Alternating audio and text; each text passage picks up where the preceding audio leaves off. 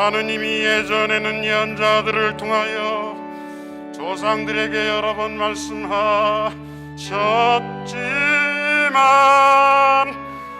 이 마지막 때에는 아드님을 통하여 우리에게 말씀하셨네.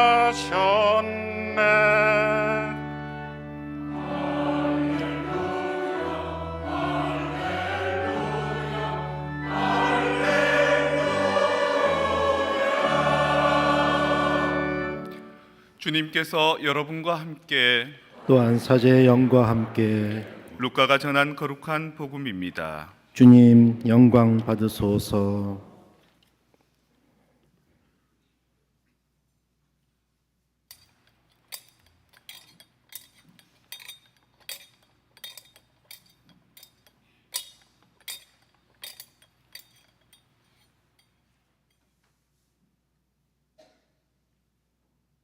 그때의 목자들이 베들레헴으로 서둘러 가서 마리아와 요셉과 구유에 누운 아기를 찾아냈다. 목자들은 아기를 보고 나서 그 아기에 관하여 들은 말을 알려주었다.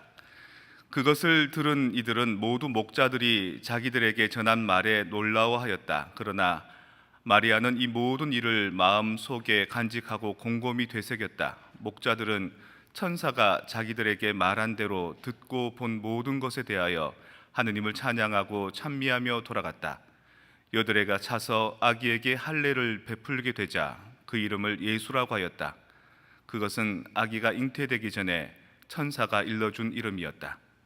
주님의 말씀입니다. 그리스도님 찬미합니다. 새해 복 많이 받으십시오. 오늘 교회소에 앉아 있으니까 신자분들이 서로 새해 복 많이 받으세요, 새해 복 많이 받으세요 인사하는 소리가 들렸습니다. 근데 어떤 신자분이 저한테 새해 복 많이 받으세요 그러다가 신부님한테는 복이 뭐가 복이지? 이러면서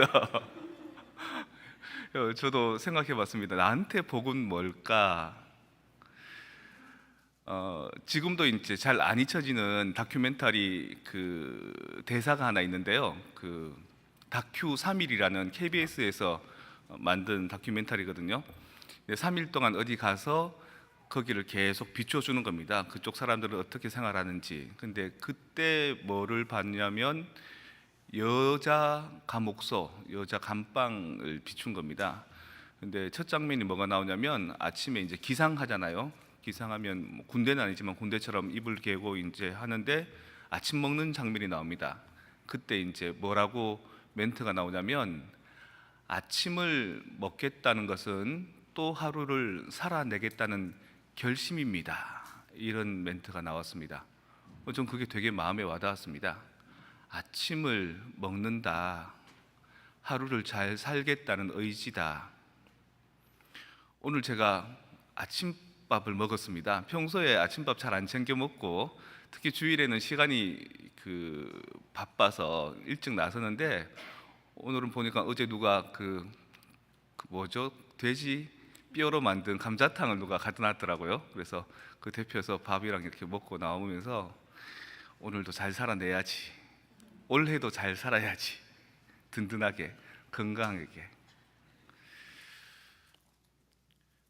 복이 무엇인가를 한번 살펴봤습니다. 우리나라에 전통적으로 복을 일컬어서 오복 얘기를 하거든요.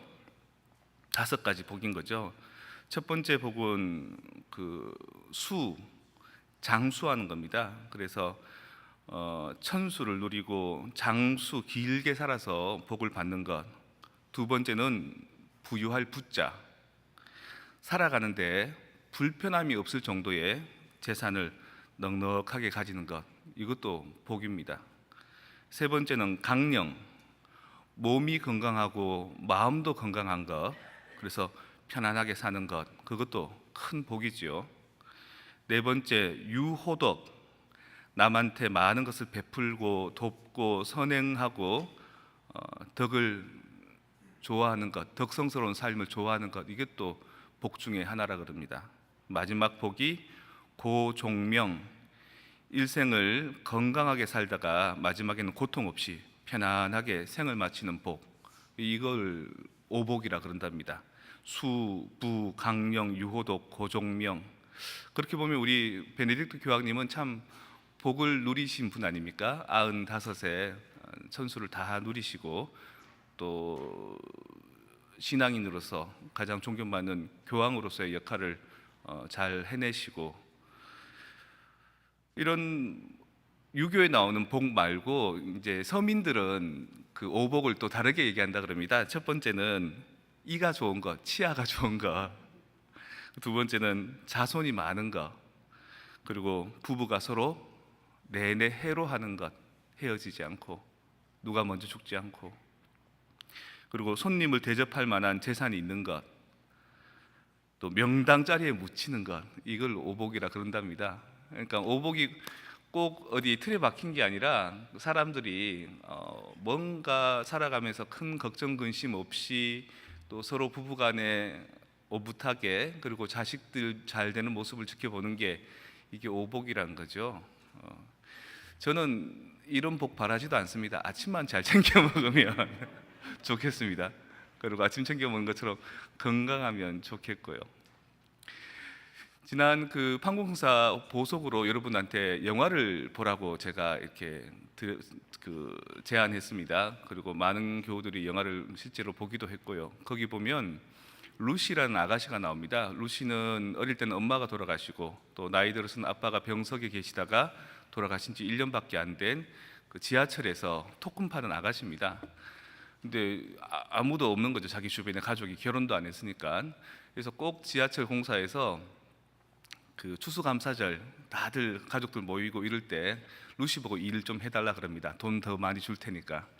크리스마스 때도 또 일을 해달라 그럽니다. 루시가 지난번 추수감사절에도 일했는데요. 그러니까 누구는 어디에 가야 되고 누구는 어디에 가야 되고 가족들이 모이고, 그러니까 루시가 맞아요, 나는 가족이 없으니까 씁쓸하게 이제 지하철에서 토큰을 팔고 있는데, 크리스마스 당일날 어떤 정말 근사하게 생긴 남자가 탁 옵니다. 토큰을 사려고. 루시가 혼자 말로 마이 프린스 차밍 이렇게 얘기합니다. 내가 좋아하는 이상형이라고. 그리고 이제 그 남자하고 결혼했으면 좋겠다 이렇게 이제 쳐다보고 있는데, 그 남자가 갑자기 그 주변에 이제 무례한들의 그 돈을 달라고 막 조르는 사람들한테 밀려서 지하철 철로에 떨어집니다. 그래서 아무도 없기 때문에, 기차는 막 들어오기 때문에 루시가 가서 철도 밑으로 떨어져서 그 남자를 구해내죠. 구해내고 같이 병원에 갔더니만 루시를 못 들어오게 하는 겁니다. 그 가족만 들어올 수 있다고, 그 환자 입원실에. 그래서 밖에 서 있는데 혼자서 자기 혼자 말로, 자기가 이제 좋아하는 사람이니까 저 사람하고 결혼하려 그랬는데 이러니까 옆에서 간호사가 듣고 있다가 이 사람 가족이다, 결혼하려고 한 사람이다, 피앙세다 그러면서 들여다 보내준 거죠. 그래서 이제 막 그러고 있는 차에 식구들이 우르르 들이닥칩니다. 할머니부터 시작해서 아빠, 엄마, 또 동생들까지. 그래서 루시 보고 당신 누구요? 이러니까 간호사가 이 사람이 결혼할 사람이라고. 그리고 또 그 경찰이 이 사람이 저 남자 피터를 구해냈다고. 가족들이 고맙다고 이러면서 당신이 우리 가족이다 그러면서. 그래서 늦었지만 우리 크리스마스 파티하자. 그리고 늦었지만 우리 신년 같이 보내자. 그리고 그 안에서 같이 보내는 겁니다. 루시는 오해를 통해서 가족이 된 거죠. 그래서 그 말을 해야 되는데, 첫째는 그 말을 잘못하면 식구들이 너무 좋아해 주니까, 자기를 잘해 주니까 나는 당신네 가족이 아니에요, 오해예요 얘기하면 그들한테 상처가 될까 봐 말을 못 하고요. 또 나중에는 그 가족 구성원이 된 것이 너무 좋은 겁니다. 따뜻하고 그동안 맨날 명절 때 혼자 지내고 일하러 가고 이랬다가 그 식구들하고 너무 오붓한 시간을 가지니까 차마 그것을 빠져나오기가 싫어서 가족인 척합니다. 영화의 마지막은 실제 가족이 됩니다. 그 피터라는 첫째 아들이 아니라 피터보다 인물은 좀 덜하지만 마음이 따뜻한 진짜 루시를 사랑해주는 둘째 아들하고 결혼을 합니다.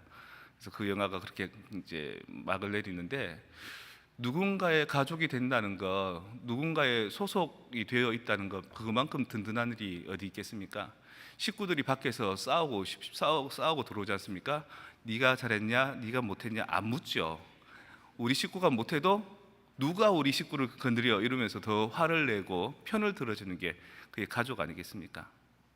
우리가 성당에 와서도 서로 형제님, 자매님 그렇게 부르지요. 사실은 내 형제고 내 자매고 가족이라는 그런 결속력을 가지고 있는 겁니다. 물론 결속력을 가지고 있는 형제 자매들한테 상처도 많이 받죠. 어떤 경우는 사기도 당합니다. 하지만 저 세상, 바깥 세상은 더 험합니다. 그래서 바깥에서 상처받고 그야말로 주저앉는 것보다도 이 안에서 서로 상처 주고 상처받고 알콩달콩하면서 사람은 너무 가까이도 말고 너무 멀지도 않은 불가원, 불가근의 어떤 섭리를 깨닫는, 그냥 교육받는 것처럼, 예방주사 맞는 것처럼 그렇게 성당 생활을 좀 했으면 좋겠습니다. 그래서 적절한 거리를 두면서도 내 형제요 내 자매라는 것. 그리고 더 나아가서 오늘 제2독서 말씀에 이런 얘기 나옵니다. 우리가 하느님 아버지를 부를 때 신이시여 이렇게 부르는 게 아니라 아빠, 아버지 이렇게 부른다. 아빠라는 말은 다 아시죠? 아버님, 아버지보다 훨씬 더 어린애가 부르는 것 같으면서도 친근하지 않습니까? 한국말도 아빠, 엄마라고 부르는데 사실 전 세계 모든 언어에 아빠, 엄마가 있습니다. 맘마가 있고 파파가 있고. 애가 첫 말을 할 때 입을 붙였다가 떼면 엄마가 되고요. 좀 세게 하면 아빠가 되고. 그러니까 그런 겁니다. 하느님을 부를 때 우리가 아빠라고 부르는 겁니다. 그럼 하느님께서 우리를 보살펴 주시고 챙겨 주시고 내 눈에 넣어도 아프지 않는 내 귀염둥이, 내 사랑으로 여겨 주신다는 거죠. 예수님께서는 십자가에 못 박히실 때 돌아가시기 직전에 당신 어머니 마리아한테 그렇게 얘기합니다. 앞에 사랑하는 제자 요한이 있는데, 어머니, 이제 이 사람이 어머니 아들입니다. 그리고 어머니 마리아한테는 요한한테는 이분이 네 어머니시다 이렇게 부릅니다. 그래서 그때부터 우리 믿는 이들은 성모님을 어머니 마리아라고 부른다라고 얘기하죠. 예수님께서 우리와 성모님의 관계를 모자 관계로 엮어 주셨다. 그런데 오늘 독서 말씀에서는 우리와 하느님을 또 아빠, 아버지로 엮어 주셨다. 이게 뭐냐면 루시가 그 당신이 잠든 사이라는 영화를 통해서 그 가족의 구성원이 대해서 마음이 편안했던 것처럼 우리가 이 성전에 오면, 이 성당에 오면 하느님의 자녀요, 성모님의 자녀라고 여기게끔 해준다는 거죠. 오늘 천주의 성모 마리아 대축일이라 그럽니다. 성모님께서는 하느님의 어머니시다. 예수님의 어머니이기도 하지만 그리스도의 어머니, 구세주의 어머니하고 하느님의 어머니하고는 차원이 좀 다른 겁니다. 그리스도의 어머니라는 말은 그리스 말로 크리스토토코스라고 얘기합니다. 그리스도로 출생한 것, 그리스도로 탄생한 것을 크리스토토코스라고 그러고요. 테오토코스는 신으로, 하느님으로 탄생한 것을 테오토코스라고 그럽니다. 근데 오늘은 예수님이 성모님 뱃속에 있어서 날 때부터 신이셨다, 하느님이셨다라는 것을 믿는 날인데, 예수님의 위격이 그렇게 신성의 위격을 갖추는 날이기 때문에 성모님이 그냥 그리스도의 어머니가 아니라 하느님의 어머니가 되신 거죠. 아까 우리에게 하느님이 아빠, 아버지시고 성모님이 우리의 어머니시라 그랬는데, 그 성모님이 하느님의 어머니시라면 얼마나 더 우리를 더 잘 지켜주시고 돌보아 주시겠느냐. 그러니 여러분들 안심해라. 이 새해 첫날부터 올해 2023년은 성모님께서 너희의 어머니가 되어 주셔서 하느님의 어머니께서 너희 가정과 너희들을 잘 지켜주시고 돌보아 주실 것이다. 그러니 너희는 새해 복 많이 받기만 하지 말고 새해 복이 되어서 사람들에게 축복해주고 블레싱해주고 희망과 사랑을 주어라 라는 게 오늘의 미사의 의미라고 저는 생각합니다. 여러분, 가족들 안에서 새해를 맞이하십시오. 그리고 가정 안에서 행복을 누리십시오. 그리고 그 행복과 그 사랑을 지금 뭔가 갈등 때문에 조금 소원하다면 먼저 사과하십시오. 그리고 먼저 손을 얹어주시고 힘내라고 다독거려 주시고, 마치 제가 오늘 미사 끝자락에 오늘 독서의 말씀을 빌어서 주님께서 여러분들에게 얼굴을 드러내 보여주시고 주님께서 여러분들에게 행복을 주시고 평화를 주시고 라고 축복해 주는 것처럼 여러분들 매일의 삶 속에서 여러분들 가족들에게 손을 얹어주시고 등을 두드려 주시고 머리를 쓸어주면서 힘내라고, 힘들지 않느냐고, 괜찮다고, 사랑한다고, 고맙다고, 미안하다고 그렇게 얘기해 주시면 이 2023년이 얼마나 복스러운 날이 되겠습니까? 오늘 아침을 먹은 것은 하루를 살아내겠다는 결심인 것처럼 오늘 여러분들에게 서로에게 축복해 주는 것은 2023년 한 해를 행복한 삶으로 만들겠다는 결심이 되었으면 좋겠습니다.